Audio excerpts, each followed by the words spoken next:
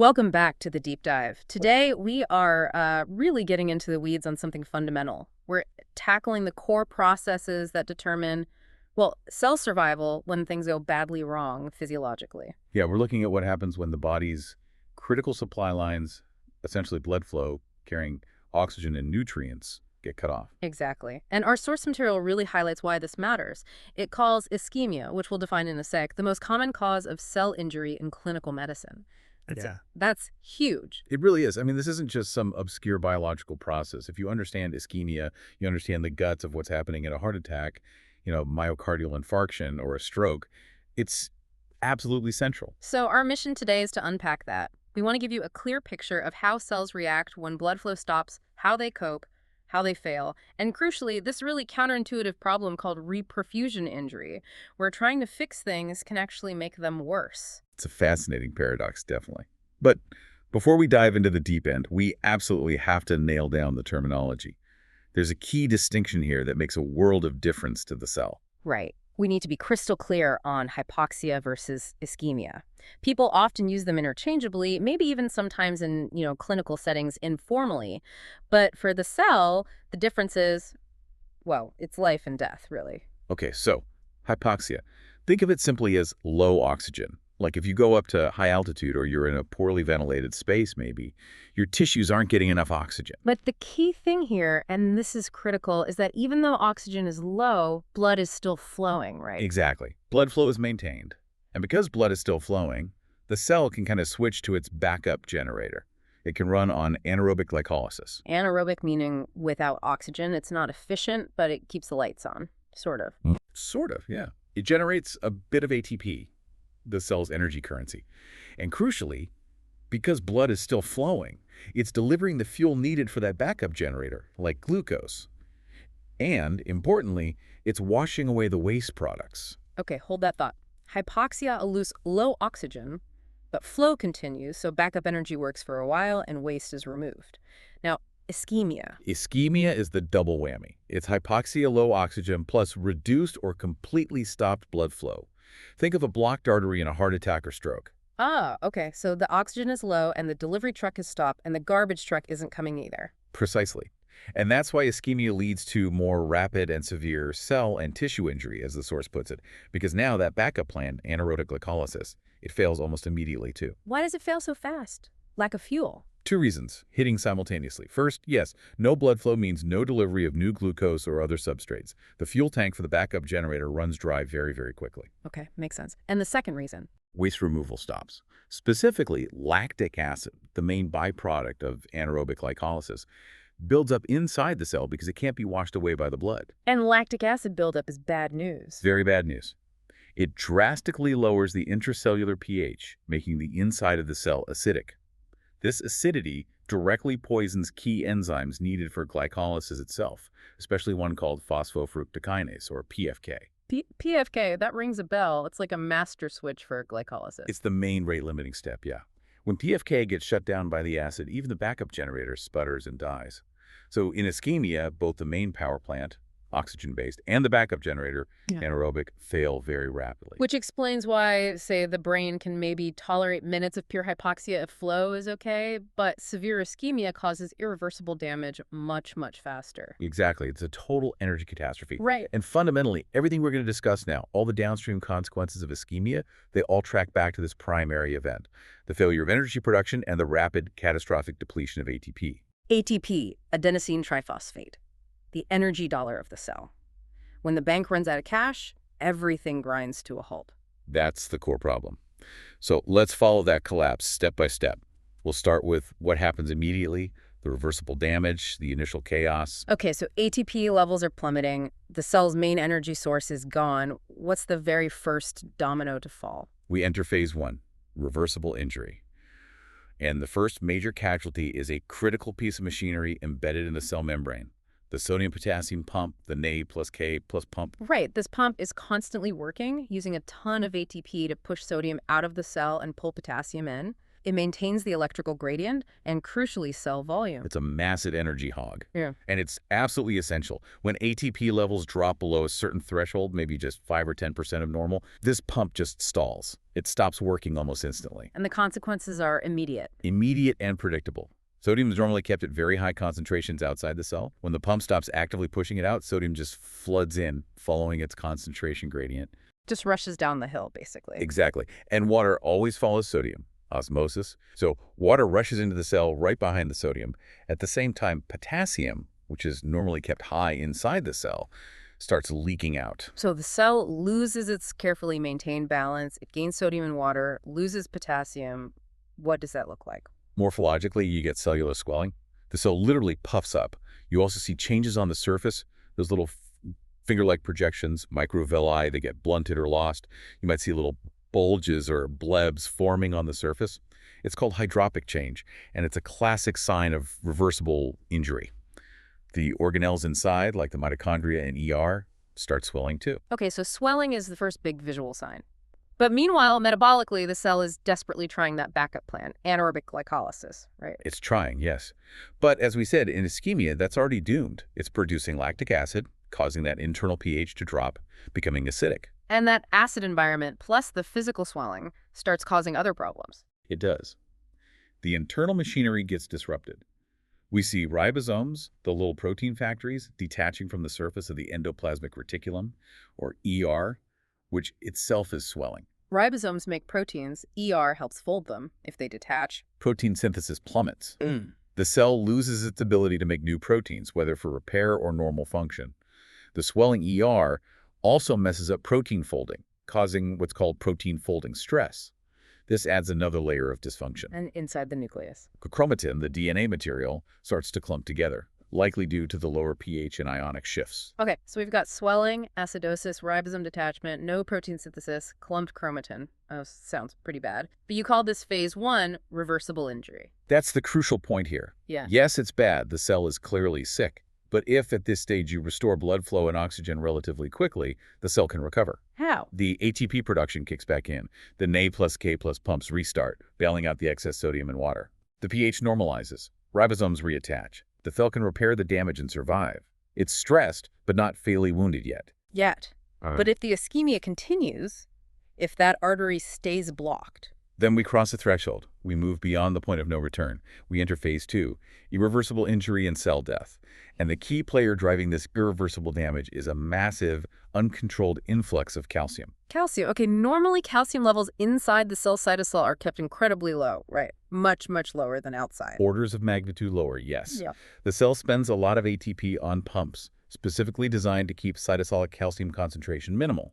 It's a tightly controlled signaling ion. So when the ATP depletion becomes severe and prolonged, those calcium pumps fail too, just like the sodium pump. Exactly. The pumps on the cell membrane fail, and the pumps that sequester calcium inside internal stores like the ER also fail. Calcium starts leaking from the outside in and also leaking from internal stores out into the cytosol. And this flood of calcium, this is the kill signal. It's arguably the central executioner in ischemic cell death, yes. This massive rise in cytosolic calcium triggers a whole host of destructive processes. It basically activates a demolition crew of enzymes that are normally kept under tight control. Okay, walk us through the crew. Who gets activated? All right, first up, you have phospholipases. Think of these as membrane shredders. Calcium activates them, and they start attacking and degrading the phospholipids that make up all the cell's membranes. The outer plasma membrane, the mitochondrial membranes, the membranes around lysosomes. So the physical integrity of the cell starts dissolving? Pretty much. Walls are crumbling. Second, you have proteases. Calcium activates these, and they start chopping up structural proteins, particularly the proteins of the cytoskeleton that give the cell its shape and internal organization. So the framework collapses too. Collapses, yeah. And third, calcium activates endonucleases. These enzymes get into the nucleus and start chopping up the DNA, the cell's genetic blueprint. Wow. So calcium unleashes enzymes that destroy the membranes, the structural supports, and the DNA. That's comprehensive destruction. It is. It explains why necrotic cell death is often described as messy and inflammatory. The cell is literally falling apart from the inside out. And what about the mitochondria? You mentioned they swell earlier, but does calcium do something specific to them? Oh, absolutely. The mitochondria are a primary target and arguably the site where the irreversible damage is sealed. calcium floods into the mitochondria as well as the cytosol. This calcium overload, combined with the ongoing energy stress, triggers the opening of a structure in the inner mitochondrial membrane called the mitochondrial permeability transition pore, or MPTP. The MPTP sounds ominous. It is. When this pore opens, it's like punching a huge hole in the mitochondrial dam. The electrochemical gradient across the inner membrane, the very gradient needed to make ATP via oxidative phosphorylation, collapses completely and irreversibly. Irreversibly. So even if oxygen comes back now, the mitochondria can't make ATP anymore. Correct. The opening of the MPTP is widely considered the point of no return for the mitochondrion, and often for the cell. It guarantees continued, profound ATP depletion regardless of oxygen supply. And does anything else leak out of these damaged mitochondria? Yes. As a final insult, they release several proteins into the cytosol that actively promote cell death. The most famous one is cytochrome C. Cytochrome C, isn't that normally part of the energy production chain? Inside the mitochondria, yes. But when it leaks out into the cytosol, it acts as a potent trigger for apoptosis, which is programmed cell death, a more controlled, cleaner form of cellular suicide compared to necrosis. So the cell death can be a mix. Some messy necrosis due to membrane rupture, some programmed apoptosis triggered by cytochrome C? Often, yes. In severe ischemia, the massive membrane damage and energy failure usually lead to predominantly necrosis. The cell just lyses, spilling its contents and provoking a strong inflammatory reaction in the surrounding tissue. That loss of membrane integrity is the definitive sign of irreversible injury. The cell is gone. Now, it sounds like the cell is completely defenseless against this onslaught.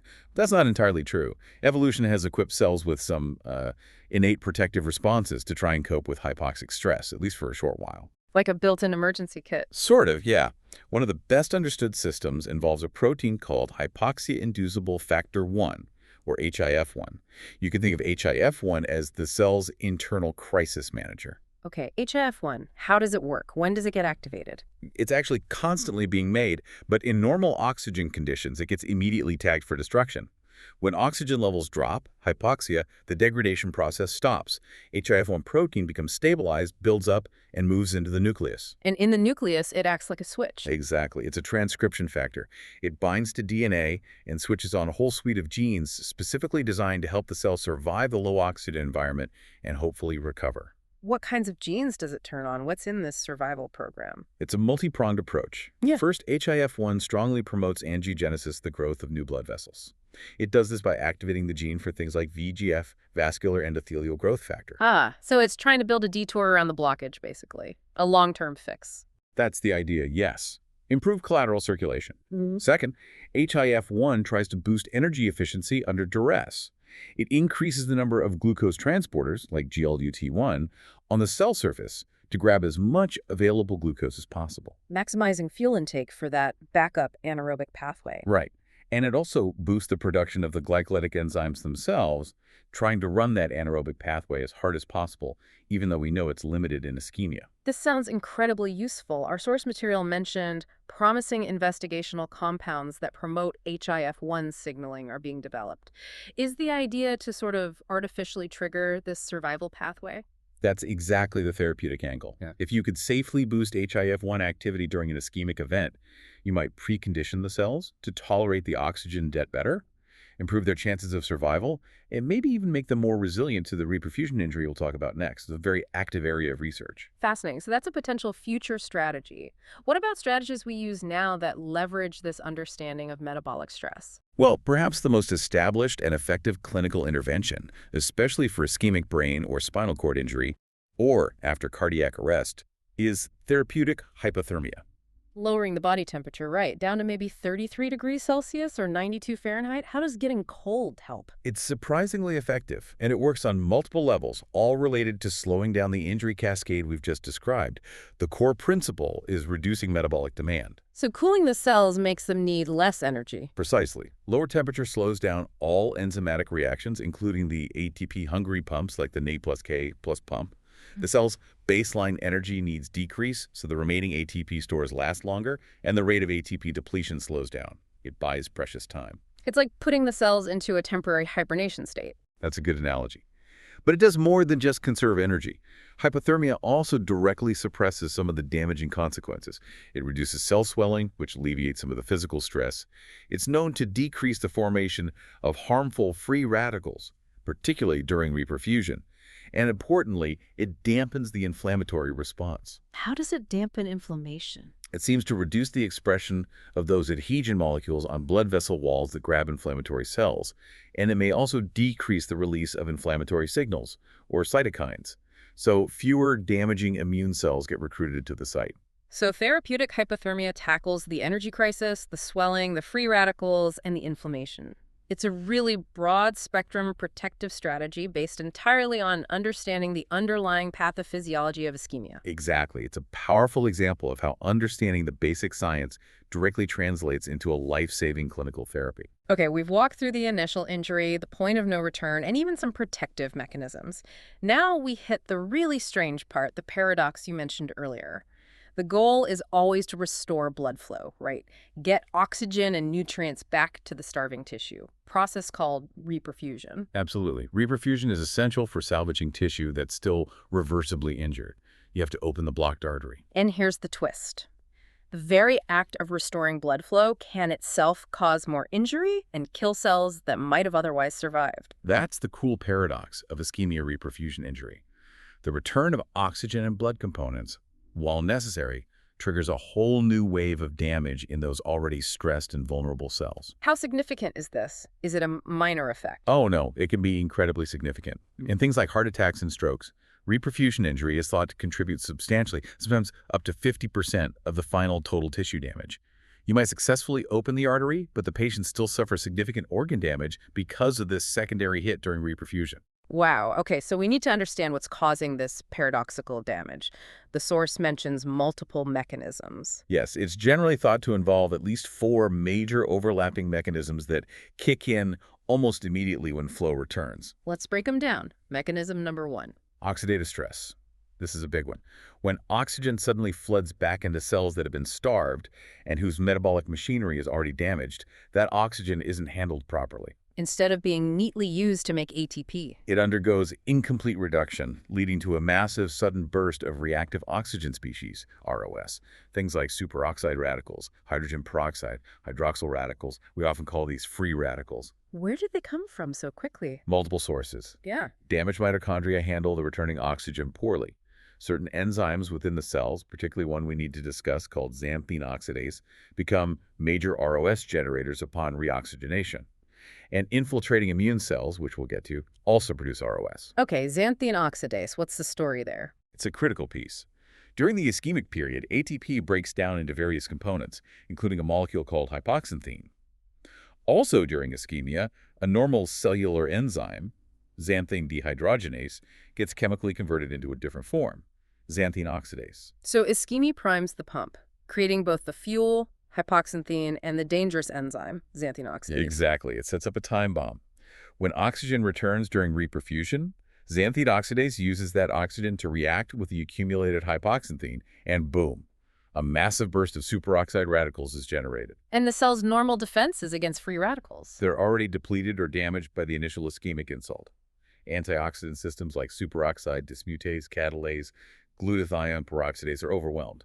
So this flood of ROS causes widespread damage to lipids in membranes, proteins, and even DNA. Okay, massive oxidative stress from mishandled oxygen. That's mechanism 1. What's number 2? Intracellular calcium overload amplified. Remember how calcium flooded into the cell during prolonged ischemia? Yes, the trigger for phospholipids, proteases, endonucleases, and the MPTP opening.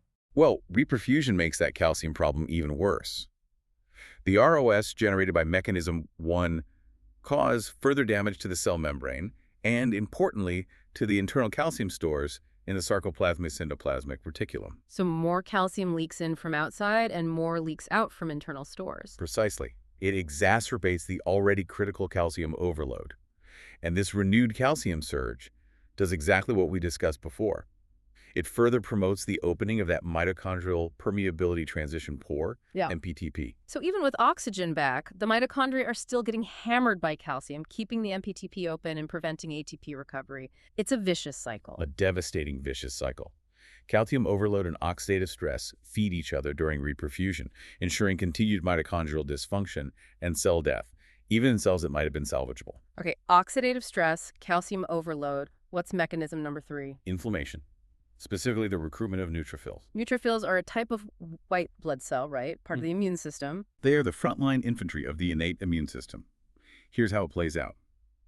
During the ischemia, damaged and dying cells release distress signals, chemicals sometimes called DAMPs, danger-associated molecular patterns. Resident immune cells, like macrophages, might also get activated and release inflammatory signals, cytokines.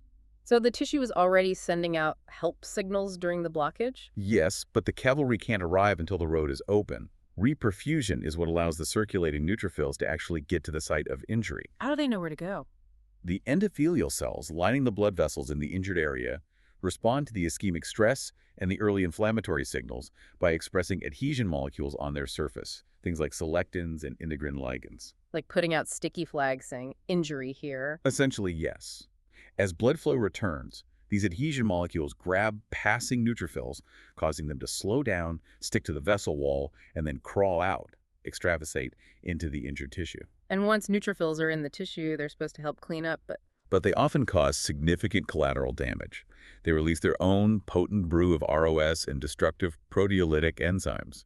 While aimed at debris, these weapons inevitably damage adjacent, potentially still viable, cells, adding significantly to the overall injury. And we know this is important because Because experiments where you block the adhesion molecules or neutralize the inflammatory cytokines show a dramatic reduction in neutrophil recruitment and a significant decrease in reperfusion injury. It clearly shows the damaging role of this inflammatory influx. Okay, that's 3. Oxidative stress, calcium chaos, and neutrophil invasion. What's the 4th mechanism? The complement system activation. This is another arm of the innate immune system. Complement.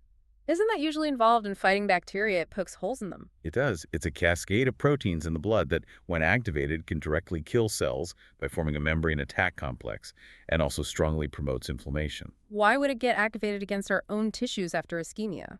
It's a bit strange, but the evidence suggests that during ischemia, certain types of natural antibodies, specifically IgM antibodies, somehow deposit onto the stressed or damaged cells in the ischemic tissue. The exact reason isn't fully clear. So the tissue gets unintentionally tagged by these antibodies during the low flow period. It seems so. Then, when blood flow returns during reperfusion, it brings the complement proteins along with it.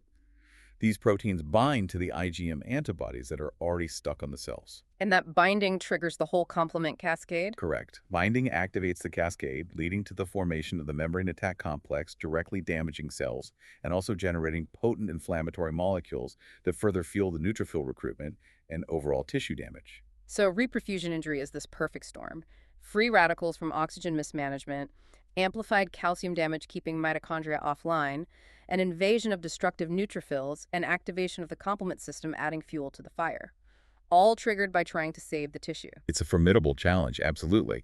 Understanding these mechanisms is key to developing strategies to mitigate this secondary wave of damage. All right, we've laid out the intricate and frankly brutal mechanisms of ischemic injury and the reperfusion paradox. Let's talk about where this knowledge is taking us. How are researchers and clinicians actually using this understanding on the front lines? Well, a huge amount of focus, quite rightly, remains on the mitochondria, and specifically on preventing the opening of that mitochondrial permeability transition pore, MPTP. Because that seems to be the commitment point, the point of no return for energy production. Exactly. If you can keep that pore closed, particularly during the high-stress period of reperfusion with all the calcium and ROS flying around, you might keep the cell's power plant functional. You might salvage cells that were only reversibly injured. So, are there drugs being developed to specifically block the MPTP? Yes, absolutely. Developing pharmacological inhibitors of the MPTP, or agents that stabilize the mitochondrial membrane against the stresses that cause it to open, is a major goal in cardiovascular and neurological drug development.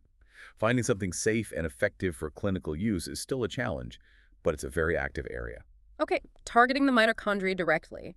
What about that HIF-1 pathway we discussed, the cell's internal survival program? That also remains a really hot topic. The source mentioned it was investigational, and while it's still largely in that phase for direct pharmacological manipulation, the interest hasn't waned. If anything, it's intensified. The dream scenario is still finding a drug that could stabilize HIF-1 safely. Right. Imagine being able to give a drug before a high-risk surgery, or maybe even immediately after the onset of stroke symptoms. That ramps up the cell's natural defenses, primes it to produce more VEGF for blood vessels, more glucose transporters, better antioxidant defenses maybe, basically making it tougher. So it could better withstand the initial ischemic insult and be more resilient to the reperfusion hit later. That's the hope. Preconditioning the tissue pharmacologically. It's complex because HIF-1 affects so many genes, you need to be careful about off-target effects, but the potential payoff is enormous. And while those drug strategies are developing, we still have therapeutic hypothermia. Absolutely. We can't overstate its importance as a current, clinically validated strategy derived directly from this science. As we discussed, it's standard of care in many post-cardiac arrest situations to protect the brain, and it's used in selected stroke protocols, too. And its success really proves the concepts, doesn't it? Reducing metabolic demand, suppressing inflammation, maybe reducing ROS. It works. It's a clinical affirmation of the principles. Slowing down the whole destructive cascade gives the cells a fighting chance. It validates the idea that managing the energy crisis and the subsequent inflammatory and oxidative stress is paramount. So for you listening, especially if you're in healthcare or studying it, seeing how this detailed molecular understanding connects directly to these clinical strategies is key. It's not just about the plumbing unblocking the artery. Not at all. It's about managing the cellular fallout across the entire event.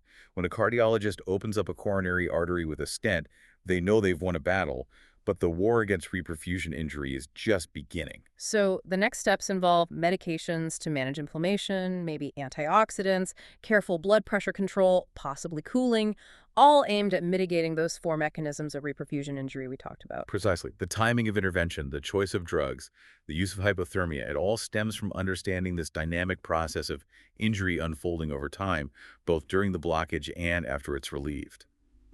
Okay, let's try and synthesize this. It's been a deep dive, for sure. If we boil it down, we're looking at three phases. Phase 1, ischemia hits, ATP plummets. The immediate result is failure of the NAM plus K plus pump, leading to cell swelling and acidosis. This part is potentially reversible if flow returns quickly. Right. Phase 2, prolonged or severe ischemia. Now, ATP depletion is profound. The crucial event is the massive influx of calcium. This activates destructive enzymes, phospholipases, proteases, endonucleases, tearing the cell apart from the inside. And critically, it triggers the opening of the mitochondrial permeability transition pore, sealing the cell's fate. This leads to irreversible injury, usually necrosis. And then phase 3, the paradox of reperfusion. Restoring blood flow is necessary, but it unleashes a secondary assault. Mechanism 1. Oxidative stress from poorly handled oxygen via xanthine oxidase and damaged mitochondria. Mechanism 2. Amplified calcium overload worsening mitochondrial damage. Mechanism 3. Inflammation via neutrophil invasion. And mechanism 4. Complement activation adding more injury and inflammation. A complex, dangerous cascade at every step. Which brings us to our final thought for you to chew on. We've seen that ischemia starves the cell, and reperfusion can poison it with oxygen and inflammation. The point of no return seems to be that mitochondrial pore. So, if just giving oxygen back can be so harmful to a stressed cell, what would the ultimate breakthrough look like? Could we ever develop a therapy that doesn't just manage the downstream effects, but actually stabilizes the cell during the ischemic period itself? Making it so fundamentally resilient, perhaps by really effectively harnessing systems like HIF-1 that when the oxygen does return, the cell isn't overwhelmed. Could it be prepared with its antioxidant defenses boosted and its energy pathways optimized to actually welcome the oxygen back safely without triggering that self-destructive cascade? Moving beyond just fixing the plumbing or cleaning up the mess afterwards, towards actively bulletproofing the cells during the crisis itself. That really feels like the next frontier in tackling ischemic injury. Something to think about. Thanks for joining us on the Deep Dive.